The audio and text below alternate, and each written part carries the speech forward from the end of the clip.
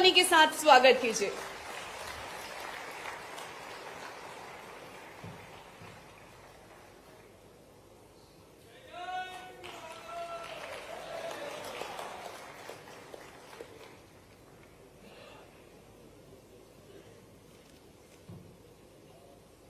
Regional industry conclave Rewa के आज के इस मंच मूर्ति हमारे मंत्रिमंडल के सुयोग्य साथी उप मुख्यमंत्री श्रीमान राजेंद्र शुक्ला जी, हम सब से कामों को मामले में, अनुभव के मामले में सदैव मार्गदर्शन करने वाले हमारे माननीय वरिष्ठ मंत्री, भारत सरकार के मंत्री भी रहे और अब रीवा के प्रभारी मंत्री श्रीमान प्रहलाद पटेल जी। जरा बोल रहे हो, ताली वाली बजाओ भाई, जरा आया मजा आना चाहिए। माना कि मैं आखिरी में बोलना है, इसका मतलब इतना तो कंजूस मत बनो। मैं आप सबको धन्यवाद देता हूं। मैं ये कहता था कि हमारे को माननीय पुनीत जी कार्यक्रम जब करते थे, अभी भी करते हैं, तो नेतागिरी के कार्यक्रम में हमको पता नहीं कहां से इकट्ठे करके लाना पड़ता है और ये कोशिश करना पड़ती कि 1 घंटे में खत्म कर लो। और ये कार्यक्रम ऐसा कार्यक्रम है कि यहाँ कोई जाता तो आप पहले लाइन लगा के दूसरे खड़े हुआ के तुरंत बैठ जाते हैं। ये है कार्यक्रम, वास्तव ये कार्यक्रम की सफलता।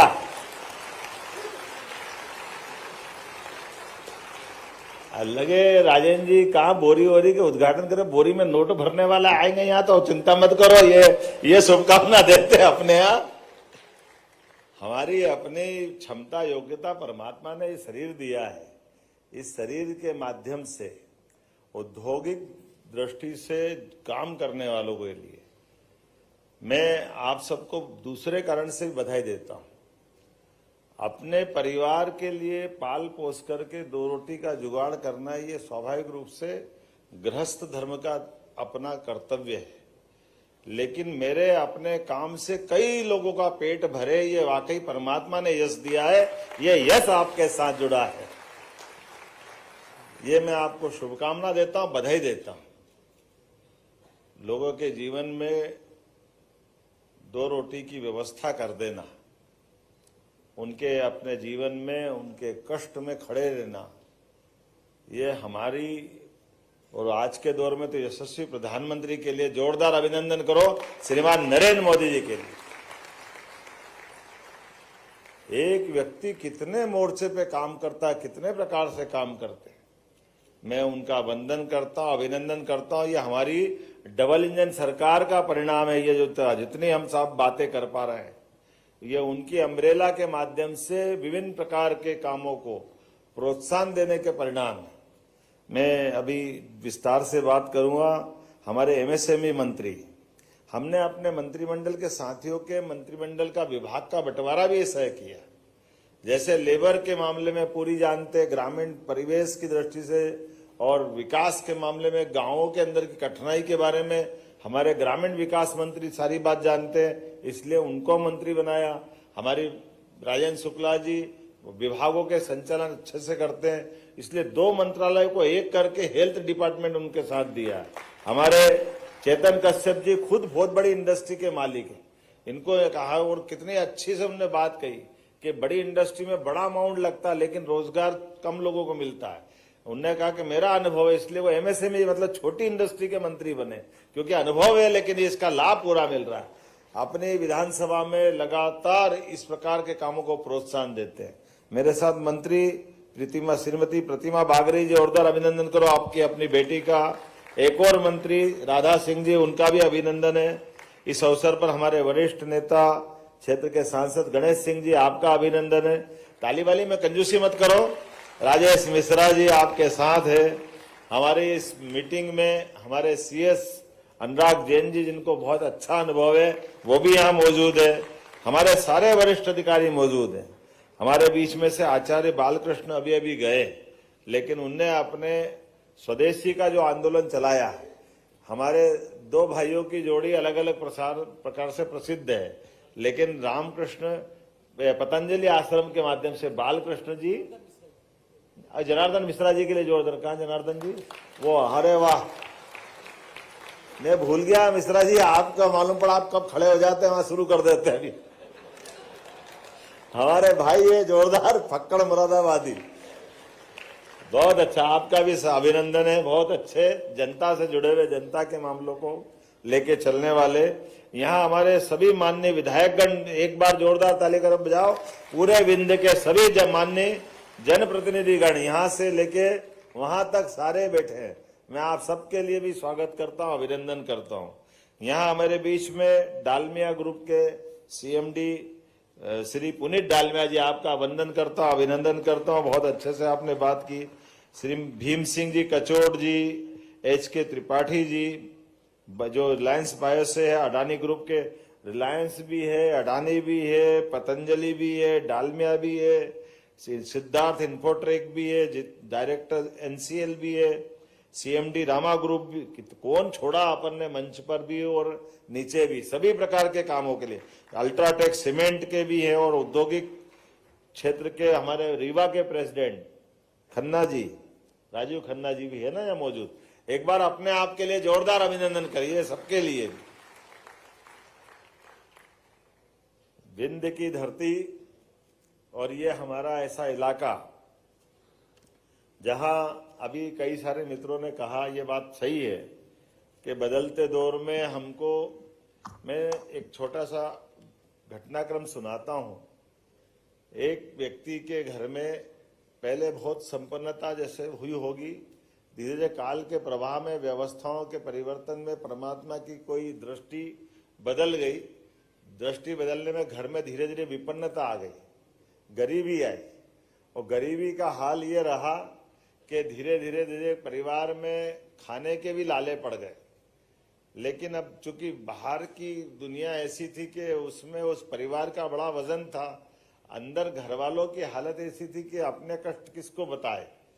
तो परिवार में से ही कुछ चालू कर दिया कि कुछ नहीं तो बच्चों को कोचिंग कराना चालू करा, कुछ करके, कुछ भी करके घर का पाल पोस करके परिवार का संचालन तो करना ही पड़ता है। ऐसे में टेबल पे पेपर वेट रख करके अपने कोई आता तो बड़ा तरीके से बात कर करा के लोगों को विदा करते थे, जो भी मिल जाए कर जाए कष्ट के उस काल में। ऐसे लगातार दरिद्रता वाली स्थिति आ गई। एक दिन एक सज्जन उनके घर में आए और उनने इस कष्ट को देखा, और वो पहले की वैभव वाली स्थिति भी देखी और बाकी व्यवस्था भी समझते थे। उनने आकर के बैठने के बाद अपने जिस परिवार में गए थे उनसे कहा कि ये आपके, ये कैसी स्थिति है, क्या हो रहा आपके यहाँ? तो उन्होंने कहा भगवान की मर्जी, अब जो जैसा रखे। अच्छा दौड़ता तो बहुत अच्छे चले थे, अब जो है उसी में चल रहे हैं। तो उन्होंने कहा आप क्या कर रहे हो? तो उनने सिलेबस रखा हुआ था, पेपर वेट वो उड़ रहा था, बार बार पंखा चल रहा था, तो वो पेपर वेट पे फिर उनने पेपर वेट का उपयोग करते रखा और कहा कि मैं कोचिंग करता हूँ, ये काम वाम कराता हूँ। तो जो आने वाले सज्जन थे वो थोड़े समझदार थे और एकदम उनकी निगाह गई वो उनके पेपर वेट पे। उन्होंने कहा आपको अभी आमदनी कितनी हो जाती है? तो उन्होंने कहा मेरी आमदनी अब यही 2-5 हज़ार रुपये महीने का मैं कर लेता हूँ अपना घर पालने के लिए। तो उन्होंने कहा ये आप घर पालने का काम तो कर रहे हो, अच्छी बात है, लेकिन आपने अपने आसपास देखा नहीं, आपकी क्षमता योग्यता को समझ के क्या करें? आपने भविष्य की दृष्टि से कोई प्लान नहीं बनाया? तो क्या प्लान बनाई? जो है वो सब सामने है, ऐसे ही काम चलाना पड़ेगा। तो उनने वो पेपर वेट उठाए उनके दोनों, और संयोग ऐसा था, और ये यथार्थ में सही किस्सा भी है, उस पेपर वेट को हाथ लगा के धीरे धीरे उस पर मेल चढ़ गया था, तेल लग गया, मिट्टी लग गई, धूल लग गई। तो लेकिन असली में वो पेपर वेट नहीं थे, वो एक पन्ना था और एक हीरा था, और उनकी कीमत करीब 200 करोड़ के आइटम मिले उनके हाथ में टेबल पर। हमारी हालत भी मध्य प्रदेश में ऐसी, इतने पेपर वेट हमारे पास रखे, फालतू में गरीबी रेखा में कौन रहे? हमारी क्षमता कोई नहीं पहचान रहे। मध्य प्रदेश में कदम कदम पर कौन सी कमी इस बात की? केवल ये आंखें लाने थी हमारे पुनीत डालमिया जी सी, हमारे अडानी ग्रुप बैठे, अब रिलायंस ग्रुप बैठे। आप बताओ, कचरे से भी कमाई करके, ये हमारे बीच में रिलायंस वाले कह रहे हैं कि ये जो पराली जलाते हैं, घर में जो भूसा निकलता है, ये नगर पालिका में जो कचरा निकलता है, उससे भी कमाई होती, उससे भी बिजली बनती, उससे भी खाद बनता है। सिंचाई के साधन बहुत हो गए, तो सिंचाई में क्यों गेहूं और चावल करना? गेहूं चावल के अलावा भी ये प्रयास होना चाहिए हमारे ये जो फूड इंडस्ट्रियों के माध्यम से। अभी बता रहे हैं एमडीएच वाले ने आकर के प्रदेश का नहीं देश का सबसे बड़ा कारखाने का अभी उनने शुभारंभ किया। अब आप कोई कल्पना कर सकता कि 1 बीघा में 1 लाख रुपए की आमदनी हो सकती, और ये आश्चर्य नहीं है।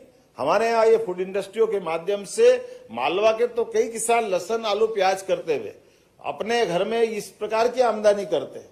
और केवल ये नहीं, हर एक क्षेत्र में कौन सा क्षेत्र छूट रहा है? प्रत्येक क्षेत्र में विकास की संभावना, केवल काम करने की तो देर है। इसलिए आज हम जितने लोगों को लेके बैठे, अभी कोई चुनाव का समय भी नहीं, ना चुनाव की कोई बात। अब मैं कभी कभी इसकी केवल कल्पना कर रहा था, मैंने पुनीत दालमिया जी से बात कर रहा था कि देखो कैसा समय आया है। क्या उनने कि क्या हो गया? हमने कहा देखो मैं बैठा हूं, मैं क्या हूं, मैं एज ए सीएम बैठा हूं, मेरे एक एक अधिकारी भाषण दे रहा है, कोई नहीं छोड़ रहा है।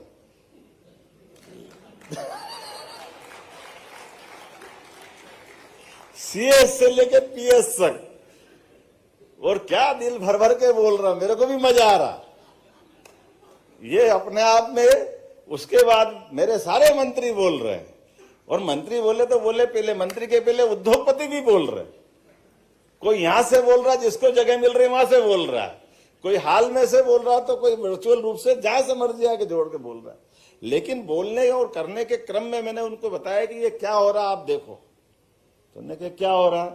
हमने कहा ये वो हो रहा है, कभी किसी पौधे को बीज से पौधे निकलने की कल्पना करना। बीज से पौधा निकलता, अंकुरित होके उसके पहले क्या करना पड़ता है? वो पौधे को बनने के पहले बीज को इस सारी चीजों में अपने आप को गाड़ना पड़ता है, मिट्टी में दबाना पड़ता है, धूप धूल सबसे हटाना पड़ता है, उसको अपना अस्तित्व मिटाना पड़ता है, अपने आप को सड़ाना गलाना पड़ता है, फिर अंकुरण होता है। अगर हमको कुछ अच्छा करना है, बड़ा करना है, तो ये अहंकार निकालना पड़ेगा कि कोई सीएम हो गया, कोई मंत्री हो गया। अरे हम सब एक परिवार है, हम सब एक ताकत बन के लगेंगे तो ये सारी बातें होगी, तो ये स्थिति बनेगी। इन अहंकार से कोई फर्क नहीं पड़ने वाला है।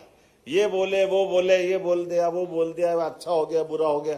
अरे इतना अच्छा दृश्य में देख रहा हूं, वाकई डालमिया ने मेरे का इशारा करा। हम तो अपने हिंदी भाषी प्रदेश में ध्यान नहीं देते हैं कि हमारे सारे पीएस हिंदी में इतना अच्छा भाषण दे रहे हैं कि एक से बढ़कर एक उनके बोलने की प्रतियोगिता कराओ तो हमको पुरस्कार देना पड़ जाए।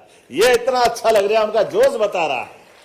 नहीं तो आमतौर पर क्या होता है, पीएस बोले सीएस बोले तो लिखा हुआ कागज लाएंगे और 99% तो अंग्रेजी में ही बोलेंगे, हिंदी में तो बोलेंगे ही नहीं। पूरे देश के अनुभव हम सबको है, क्योंकि आमतौर पर उनका अपना काम केवल फाइल पढ़ना और छोड़ देना। लेकिन ये हमारा जो क्रम चालू हुआ, सच्चे अर्थों में तो ये यज्ञ चल रहा है। हर महीने के अंदर ये अपनी इंडस्ट्री कॉन्क्लेव नहीं है, हर एक कोई अपनी आहुति देने को तैयार है, हर एक कोई अपना बेस्ट से बेस्ट करने को तैयार है। ताली बजाओ तो दिल खोल के बजाओ, इतनी अच्छी बात पे भी नहीं बजाओगे तो कहां बजाओगे यार। कि हमारे में से हर विभाग का अपना बेहतर से बेहतर करने के लिए वो सामने खड़े हैं। और मजे की बात ये भी है, ये जाने अनजाने एक ताना बाना भी ऐसा ही बुना है कि यहाँ एमओयू भी हो रहा है, यहाँ घोषणा भी हो रही, और यहाँ से बात शुरू हो रही कि पिछली बार जो करा वो भी दिखाओ आंखों के सामने कि हाँ भूमि पूजन हो रहा कि नहीं हो रहा, वो जो कर रहा उसका नाम क्या है, वो कौन सी इंडस्ट्री है, उसकी भी खोल के बात करो, कितना अमाउंट ला रहे हैं। ये सारी बातें ओपन ट्रांसपेरेंट है, यही तो पारदर्शिता है, यही तो नरेंद्र मोदी जी का समय। जोरदार अभिनंदन करो। ये तकनीक का लाभ भी है और उत्साह उमंग भी है एक दूसरे को आगे बढ़ाने के लिए।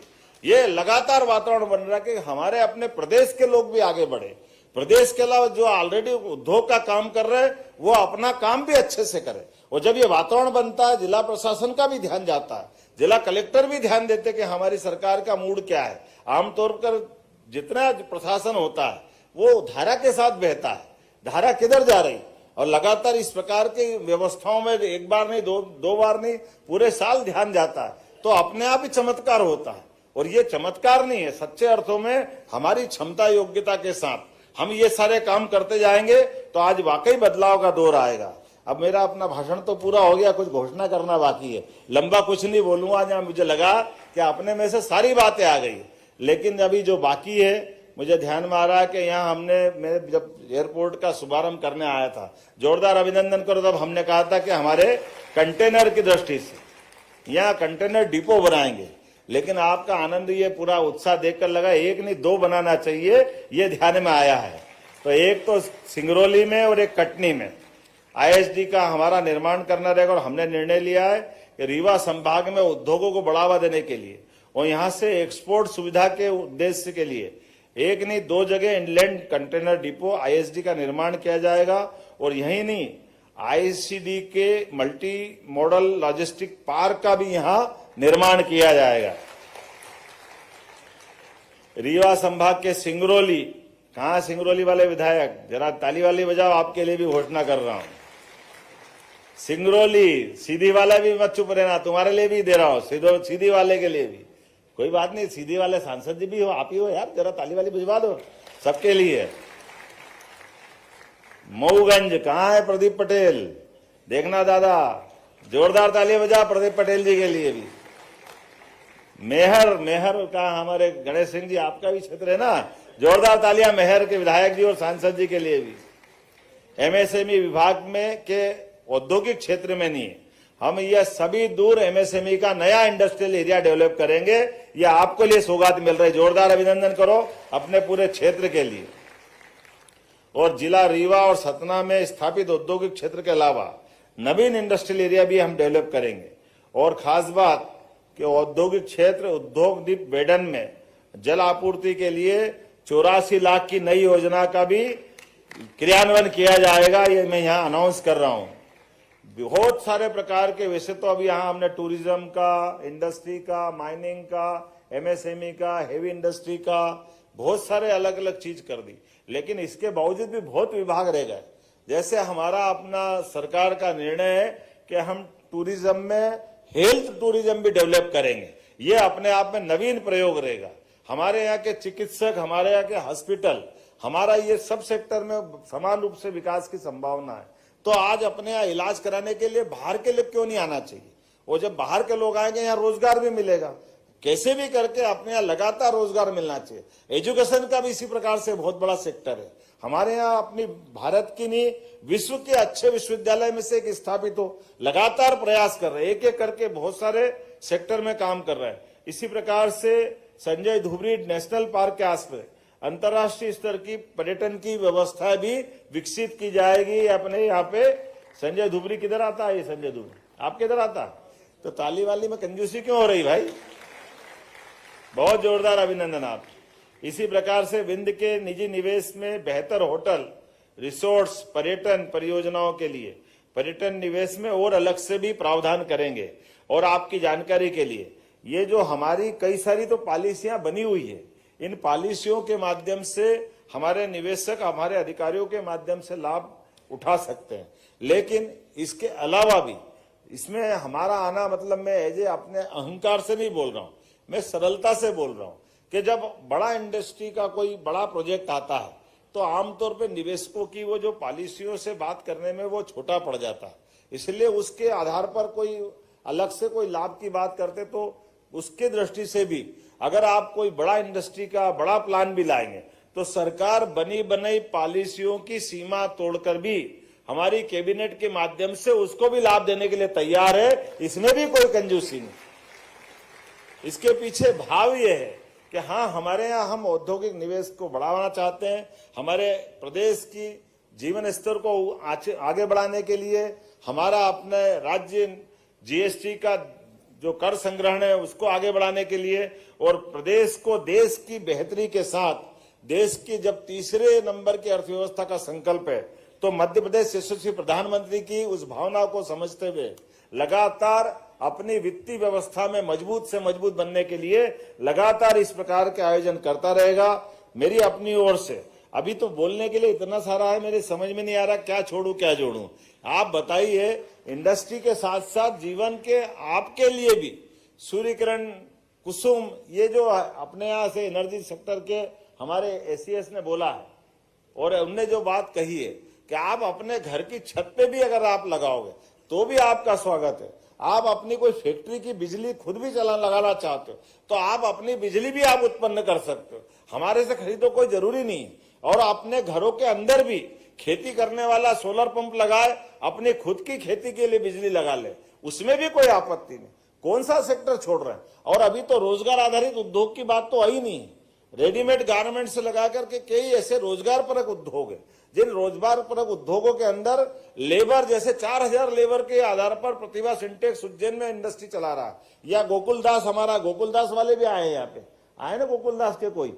अभी आपको तो भाषण का मौका ही नहीं मिला, इतना जोरदार ताली बजाओ, इनको भी हमने बुलवाया था। आप कितने लोगों को रोजगार दे रहे हैं गोकुलदास के माध्यम से? कहां पे? 2000। अब बताओ, 2000 लेबर इनके काम कर रहे हैं, लेकिन हमको रोजगार दिलवाने की गरज कैसी है कि प्रति लेबर 5000 रुपया महीना सरकार आपको दे रही है और 10 साल तक देगी। ये हमारी अपनी पॉलिसियों का लाभ है। हमारे लोग इंडस्ट्री चलाए, लेकिन इंडस्ट्री आपको बिराजा, आपको बहुत आभार है। और खास बात आपने कहा वो भी महिलाओं को है। अरे भाई, हमारे यहाँ यही तो बदलाव है। इसीलिए हमने कहा कि केवल लाडली बहनों के लिए हम 1250 दे रहे हैं, ऐसा नहीं है। लाडली बहनों को आगे आकर के वो हमारी इंडस्ट्री में काम करे, तो इंडस्ट्री में 15,000, 10,000, 15,000, 20,000 जैसे वो काम करेगी, उसमें प्रति बहन को 5,000 रुपए का हम उनको अपना एक तरह से प्रोत्साहन देंगे ताकि वो काम करे। हमारा प्रयास है कि मेहनत के आधार पर जो जहां तक आगे जा सकता है, प्रत्येक व्यक्ति को रोजगार के अवसर उपलब्ध